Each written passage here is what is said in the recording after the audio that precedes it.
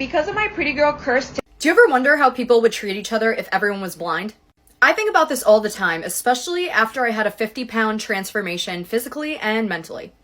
When I was taking way less care of myself, including developing skincare, doing my hair, makeup, and when I was heavier especially, I was getting treated so much differently.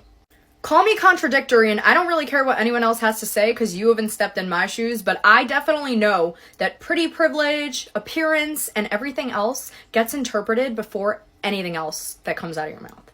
May I remind you that before I started social media, I actually was pre-med and I was constantly surrounded by people who assumed I was unintelligent. Yeah, I got 2 science degrees, but now I also own my own business. Because people interpreted me as pretty, I was being treated so much differently. I was interpreted as intimidating, incapable, mean. Even other girls didn't want to be friends with me because I looked mean. And I promise, I'm like the most sociable, nice person ever. I might have a resting bitch face at the gym, but I promise, I am kind. And I hate that assumption that because you're pretty, you're not capable of accomplishing something or doing something in life. At the end of the day, it's who you are that matters. At least that's how I see people, and if you don't, maybe it's time to change your mindset.